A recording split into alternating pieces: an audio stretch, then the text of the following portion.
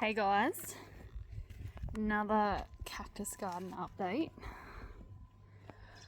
I have finally finished planting everything in here for now, because I'm sure I'll find more cacti that I don't have and go, oh, I'll just squeeze it in that little spot over there, she'd be right, because that's what I do. But I'll show you. So it's not finished, plants are in, but still have a garden seat to build, still need to rock it, still need to put some irrigation in, still need to get some stepping pavers in here, but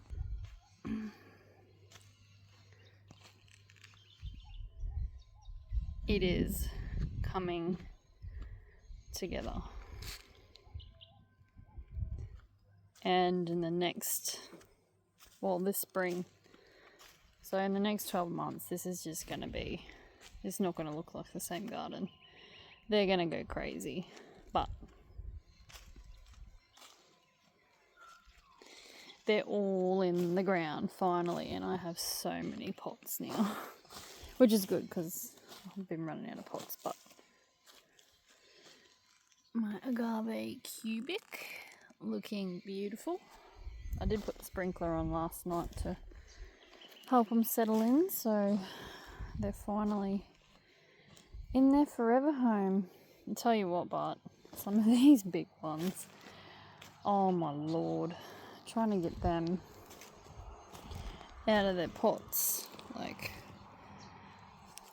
they looked extra big in the pots, because the pots were, 3/4 of a metre high, but some of them are already quite big.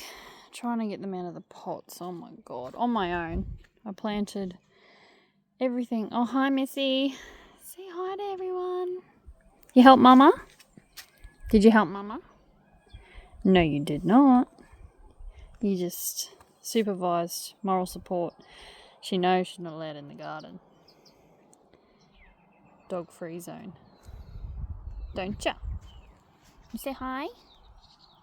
Keyword. You want to go for a ride? Want to go for a ride? Ooh. You want to go fishing? You want to catch some fishes? Favourite words. Go for a ride. Go for a drive. Go fishing. I shouldn't tease her.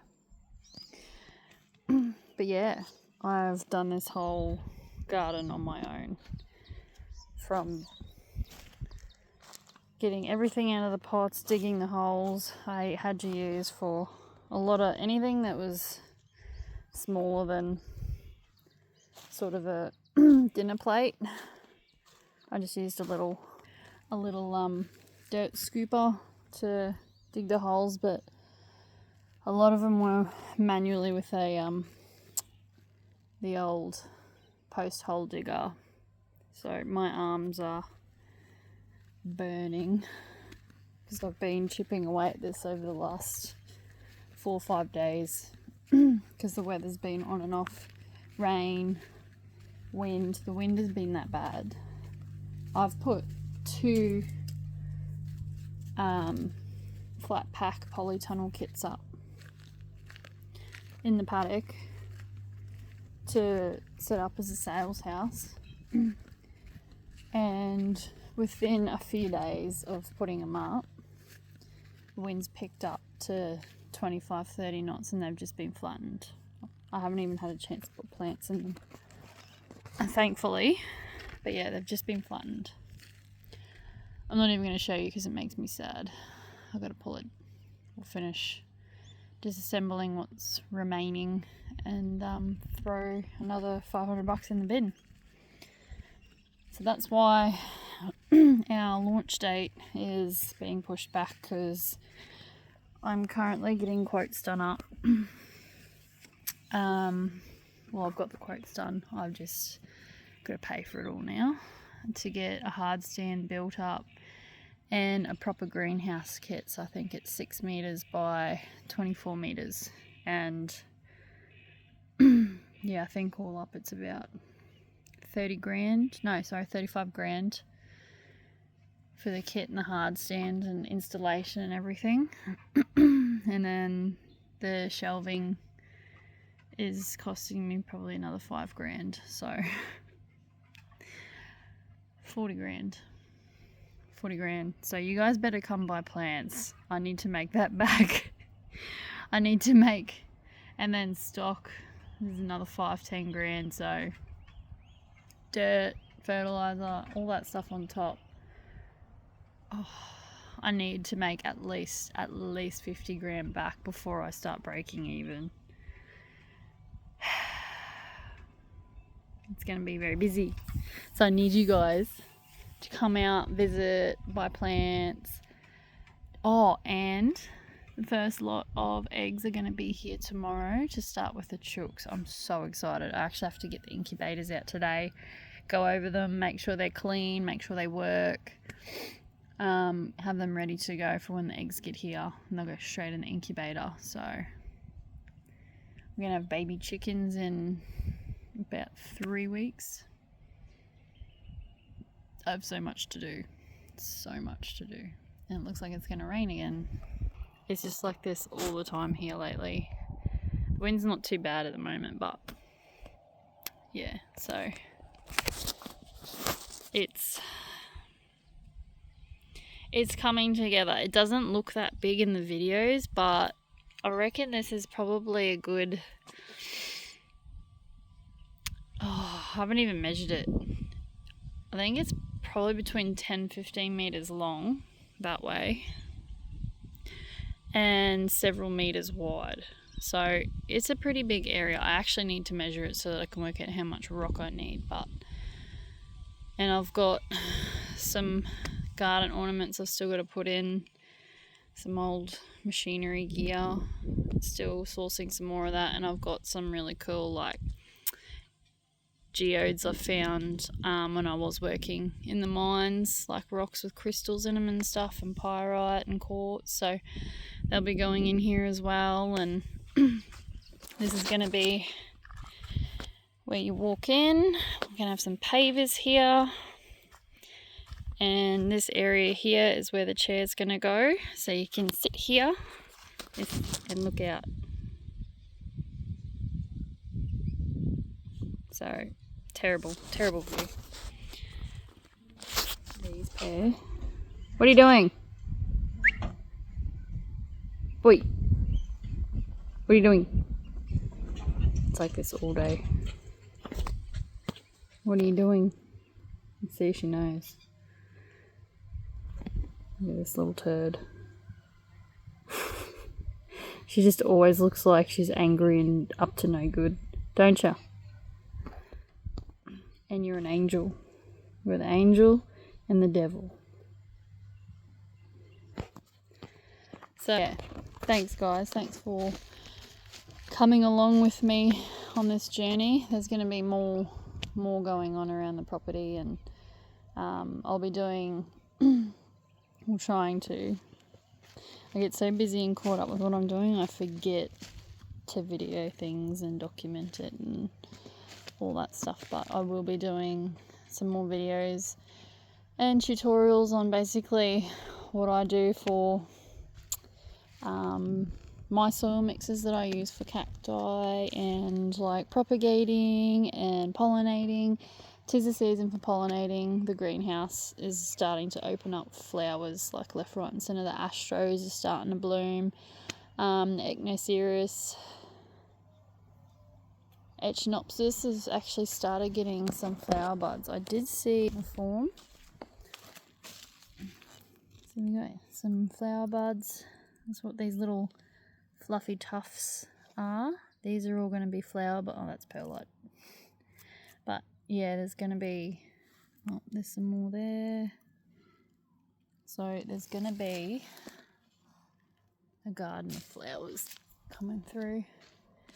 This one over here is magnificent when it flowers. They've already got decent sized buds on them, so. And when this one flowers, there's like 20 flowers at a time, and the flowers are probably about the size of my palm.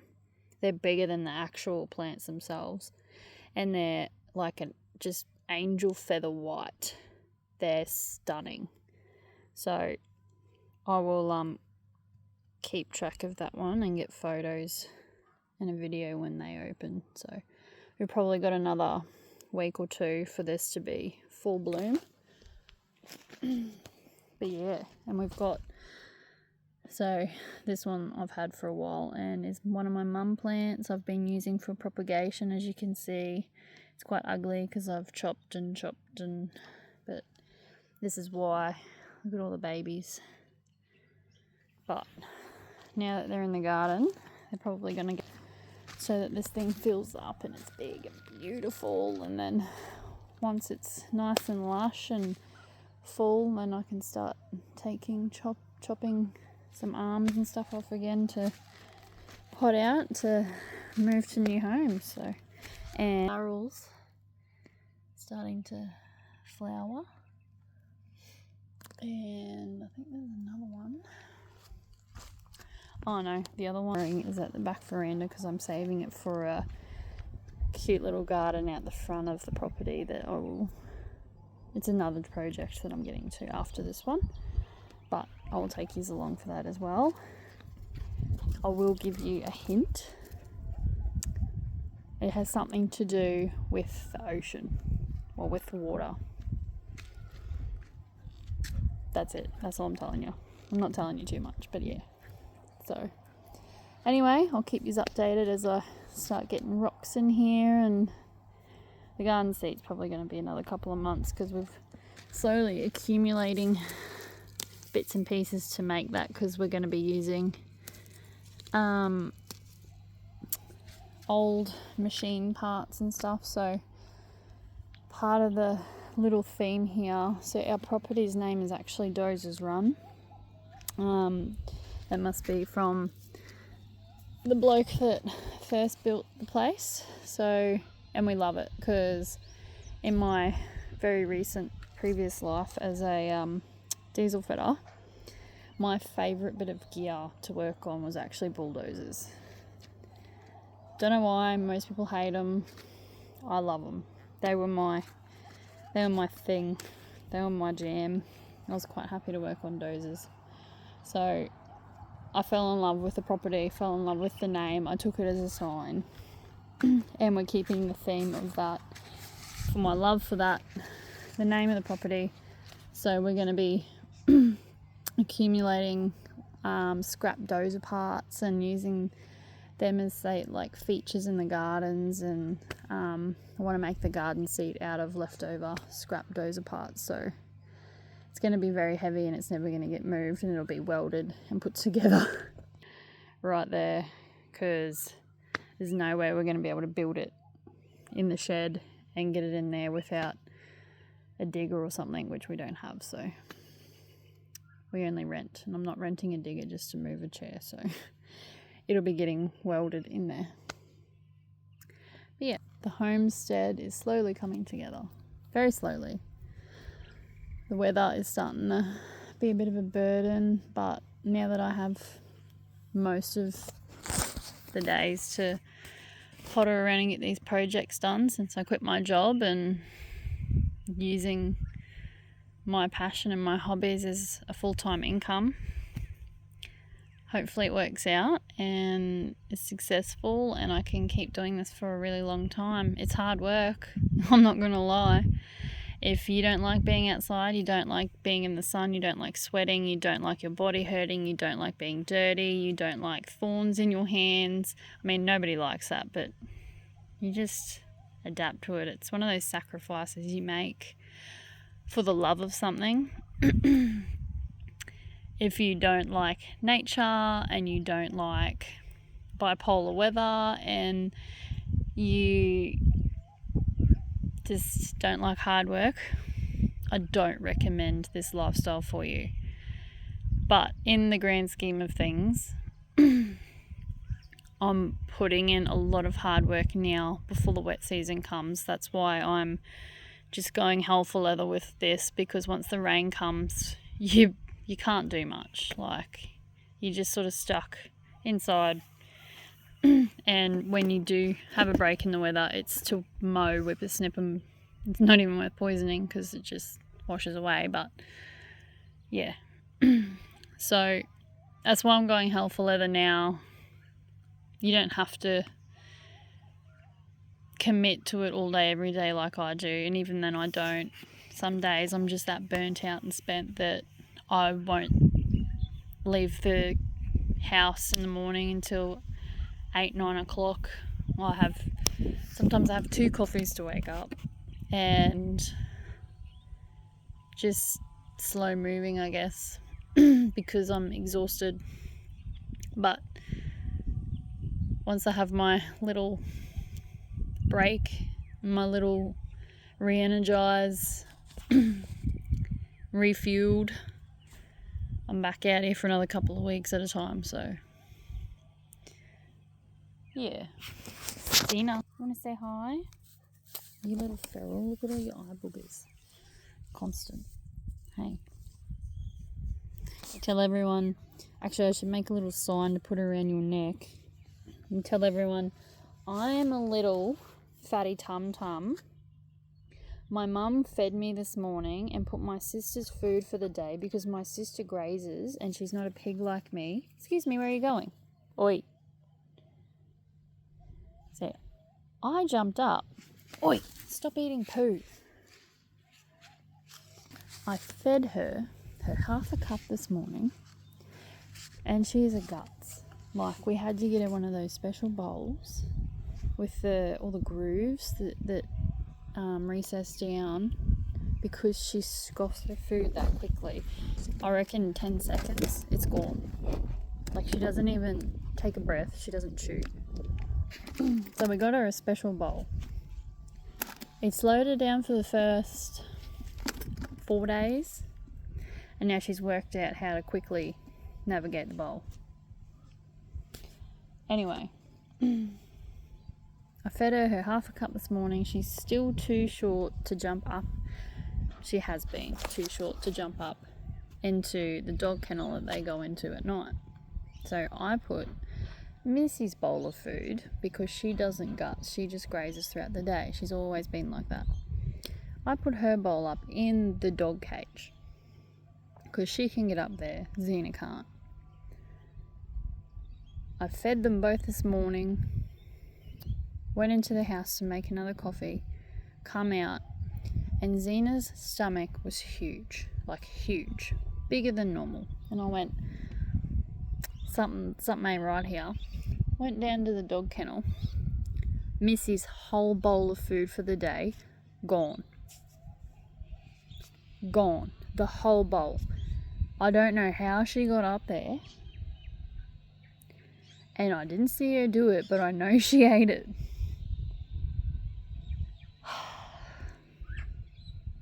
So the dogs keep me on my toes all day as well. We have a lot of wallabies. A lot of wallabies cruising around this block. So there's a lot of wallaby poo. Xena thinks it is the most delicious thing ever. I am constantly having to tell her to drop the poo. Stop eating the poo. The other thing is, we have hawks nesting up in that paper bark tree, which is cool. Very cool. And the hawks are really good with the pests. So toads, I do not see many toads. Considering where we live, I don't actually see a lot of toads around the block. Didn't think much of it until I wondered why the dogs kept beelining straight for the base of that tree. The hawks have been feeding the toads to their babies for food.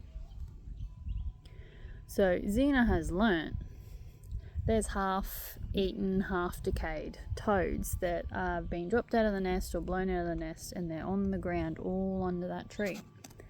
So she goes for that tree any chance she gets. When I turn my back and I'm not watching, straight for under that tree, yummy toads. So all day, drop the poo, drop the toads.